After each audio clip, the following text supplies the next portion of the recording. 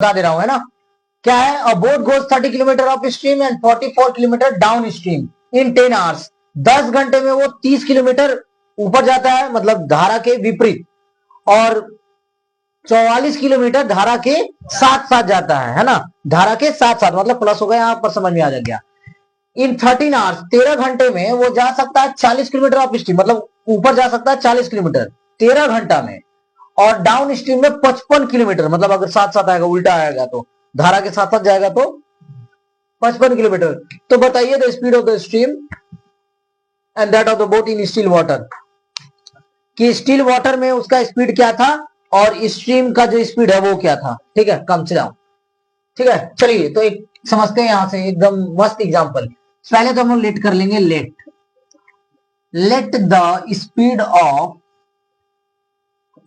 Of still water, शांत पानी, है ना। शांत पानी का चाल कितना है, x किलोमीटर पर आवर। मैं इसको थोड़ा और छोटा लिख देना चाहता हूं ताकि आपको साफ साफ समझ में आए, x किलोमीटर पर आवर, है ना। थोड़ा समझिएगा, x किलोमीटर पर आवर है ना शांत पानी का, और एंड स्पीड ऑफ स्ट्रीम उसका कितना है, y kilometre per our. Stream का कितना है, y किलोमीटर पर आवर, और शांत पानी का, है ना, शांत पानी का x किलोमीटर पर आवर, उसका y, और स्ट्रीम का y kilometre per our. Now तो इस प्रकार सो ऑफ स्ट्रीम का स्पीड कितना हो जाएगा, speed of boat up stream, up stream में कितना हो जाएगा, उल्टा जा रहा है ना। अप स्ट्रीम में क्या होता है कि धारा के विपरीत, तो धारा के विपरीत जा रहा है, मतलब क्या, शांत पानी के जल से अप स्ट्रीम के किलोमीटर को क्या करेंगे, माइनस करेंगे। बात समझिएगा, यही बच्चे नहीं समझते हैं। जब मैं ऊपर जा रहा हूं तो शांत पानी, पहले तो वो तो जो धारा का प्रवाह था इधर आ रहा है, मैं उसको चीरते जा रहा हूं ना, उसको में भी बल लग रहा है मेरा, तो मेरा जो स्ट्रीम का जो किलोमीटर है मैं उसको किससे माइनस करूंगा, स्टील वाटर से। किससे माइनस करूंगा, ऐसा जरूरी नहीं कि यही क्वेश्चन स्टील वाटर वाला ही दे, हो सकता है कभी दूसरा कोई क्वेश्चन पूछे, लेकिन ऐसा ही सिचुएशन हो, सिचुएशन ऐसा ही हो कि कोई तेजी से आ रहा था इधर से और कोई इधर से जा रहा था, ऐसा। तो बताइए कि ऐसा ऐसा कंडीशन में क्या होगा। तो आपको यही चीज मानना है कि एक जो उधर से आ रहा था उसका मान लिया x, जो इधर से जा रहा था y। अब जो सर इधर से जा रहा है, जो कि हवा इधर से चल रही थी, तो हवा जो इधर से चल रही थी, जो साथ साथ चल रही थी, तो वो x प्लस y हो गया, और जो सर विपरीत आ रही थी वो x माइनस वाई। अब y किसको मानेंगे और x किसको मानेंगे ये डिपेंड करता है। यहाँ पर y माइनस एक्स क्यों नहीं कर दिए, क्यों सर, आप जो स्ट्रीम का स्पीड है वो शांत पानी की स्पीड से माइनस करेंगे, क्योंकि आप क्या निकाल रहे हैं, स्पीड ऑफ स्ट्रीम। तो ऑफ स्ट्रीम का अप स्ट्रीम माइनस करेंगे ना, अप स्ट्रीम का ही निकाल रहे हैं तो अप स्ट्रीम माइनस करेंगे, अप स्ट्रीम निकाल रहे हैं तो अप स्ट्रीम माइनस करेंगे, दैट्स ऑल। तो इसी प्रकार से speed of boat down stream क्या हो गया, इक्वल्स टू एक्स प्लस। अभी मैंने बताया ना, किसी बच्चे को कोई डाउट तो पूछिए।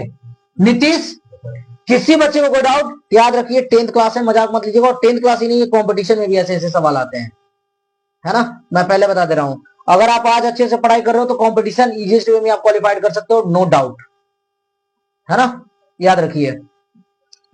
तो ये जो डाउन स्ट्रीम है, मतलब धारा के प्रवाह के साथ साथ, धारा इधर चल रहा था, धारा के साथ साथ जा रहा है, तो एक तो धारा का भी प्रवाह लगेगा और एक खुद का भी, तो क्या कर देंगे हम, ऐड कर देंगे ऑब्वियसली। चलिए सर, यहां तक हो गया। किसी बच्चे को कोई डाउट तो पूछिए, एक लाइन में बस मैंने ये आपको बता दिया। चलिए अब मैं आपको क्या समझा देना चाहता हूं, चलिए अब ये हो गया। तो अकॉर्डिंग टू क्वेश्चन, अब एक चीज और जान लीजिए, थोड़ा मैं ऊपर ले रहा हूं, है ना।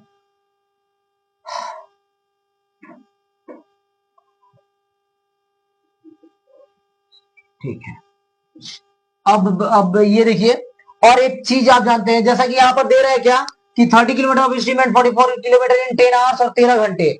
घंटा जो है साफ साफ दे दिया, वो तो साफ साफ दे दिया है ना। और चूंकि मुझे स्पीड भी पूछ रहा है, स्पीड और टाइम कौन सा ऐसा चीज है जिसमें निकलता है, speed equal to distance by time. तो सर ऑब्वियसली हम लोग वही फॉर्मूला लगाएंगे, इसके अलावा हमारे पास कोई ऑप्शन नहीं है। तो चलिए speed, we know that speed equals to distance by time. Distance by, एक बात बताइए, स्पीड दिया है क्या? स्पीड पता है मुझे, एग्जैक्ट स्पीड पता है? नहीं पता है। डिस्टेंस एग्जैक्ट पता है? तो एग्जैक्ट पता है लेकिन वो अलग अलग चीज का है, वो डाउन स्ट्रीम का है और अप स्ट्रीम का, वो भी बता रहा है कि इतना घंटा चलेगा, तो लेकिन एग्जैक्ट है क्या? नहीं। लेकिन मुझे टाइम किसी हद तक एग्जैक्ट पता चला कि 13 घंटा चलेगा, तो और एक बता रहा है 10 घंटा चलेगा, तो टाइम पता है। तो जो चीज पता रहता है वही हम लोग पहले लिख देते हैं, मतलब वही निकालते हैं, समझिए। तो वही, वो निकलेगा नहीं, उसी से हम लोग सब चीज निकालेंगे, मतलब वो फर्स्ट रहेगा। फर्स्ट प्रियोरिटी हम लोग किसको देंगे? टाइम को। जो दिया रहेगा, कभी किसी सिचुएशन में डिस्टेंस दिया रहेगा तो डिस्टेंस से निकालेंगे। अभी आगे चल के आपको ऐसे ही करने पड़ेंगे इक्वेशन बनाने वाले चैप्टर नंबर 3 में। तो time equal to distance by time, time equal to distance by speed, distance by speed, हाँ गुड, डिस्टेंस बाय स्पीड। चलिए अब इसी फॉर्मूला का यूज करते हुए हम लोग आगे बढ़ाएंगे। नाउ अकॉर्डिंग टू क्वेश्चन, अब देखिए मेन सारा प्रोसेस यहीं से स्टार्ट हो रहा है। फ्रॉम फर्स्ट स्टेटमेंट,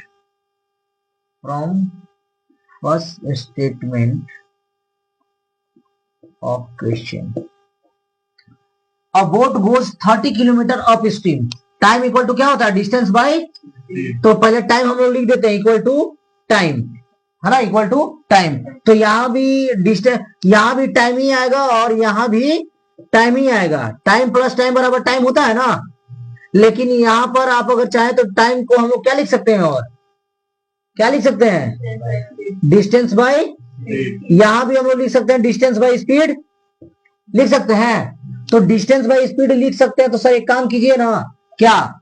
तो डिस्टेंस मेरा दिया हुआ है 30 किलोमीटर और एक डिस्टेंस कितना दिया हुआ है? 44 किलोमीटर, ठीक है। और इन दोनों, ये दोनों अगर जाते हैं तो कितना घंटा में कंप्लीट करता है? 10 घंटा में, है ना, यही ना। लेकिन अब ये बताइए कि सर 30 किलोमीटर कब जाता है? अप स्ट्रीम में। अप स्ट्रीम का मतलब क्या होता है सर?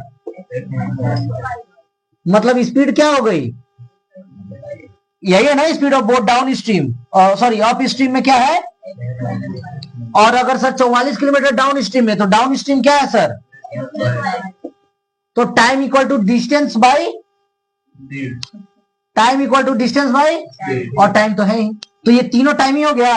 और मैंने आपको बता रखा है कि एक ही कैटेगरी में सभी को ले जाते हैं, नहीं तो अलग अलग नहीं हो सकता, याद रखिएगा।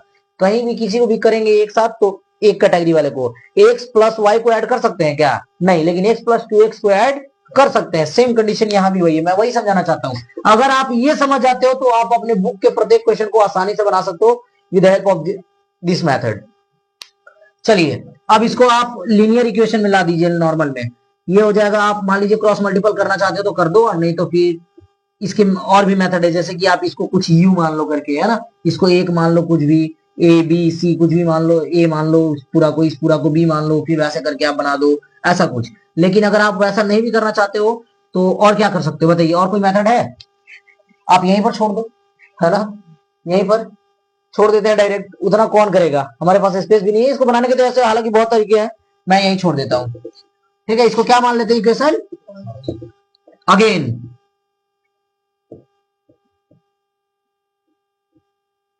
from second statement of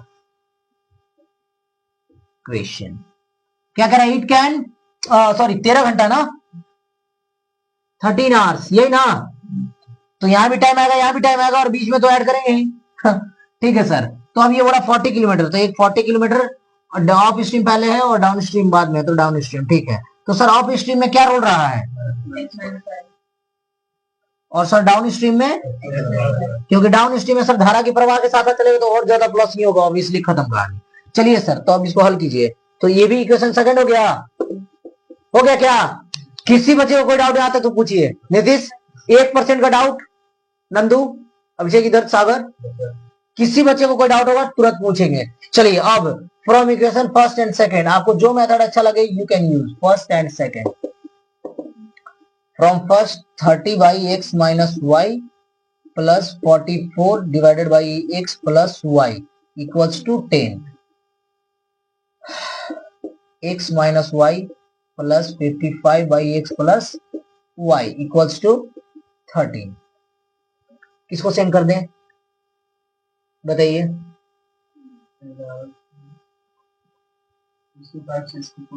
ये फर्स्ट था, ये सेकंड था, इसको 4 से और इसको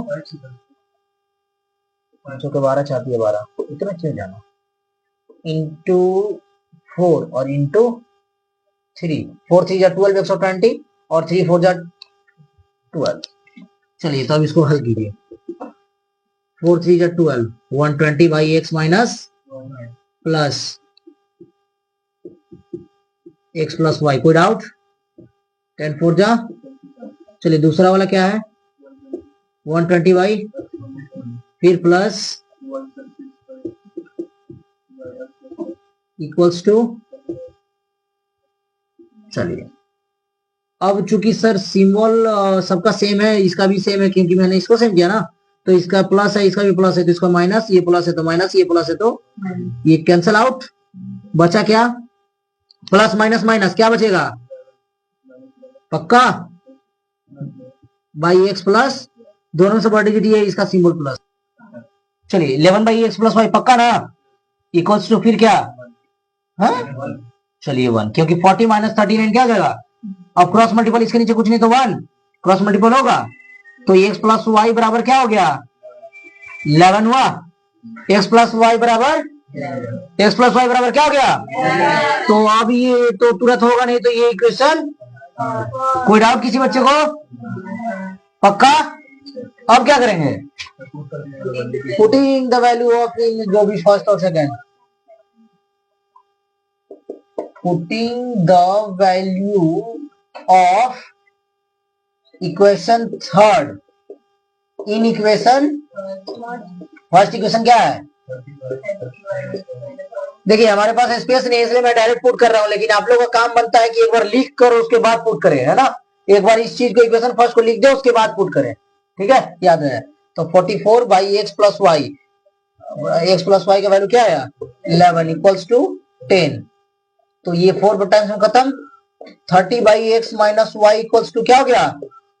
6 हो गया। ये 4 प्लस में उधर गया माइनस में, तो 10 माइनस 4 6 हो गया।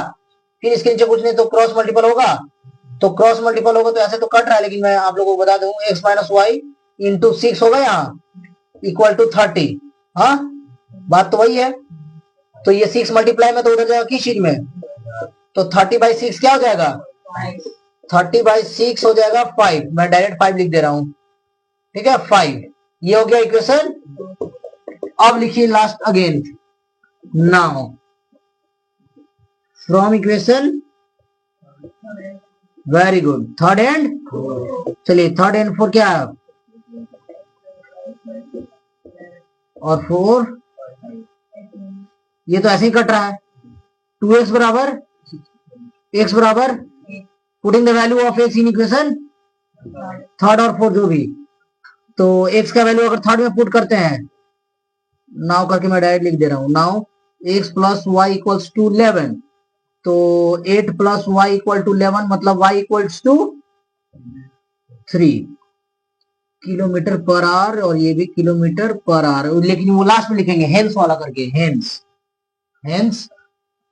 Speed of still water is equals to 8 kilometre per hour और speed of stream equal to 3 kilometre per hour. जो क्वेश्चन पूछता है वो जरूर दिया जाता है। Hence the speed of the stream is 3 kilometre per hour and the boat in still water is 8 kilometre per hour. किसी बच्चे को कोई डाउट?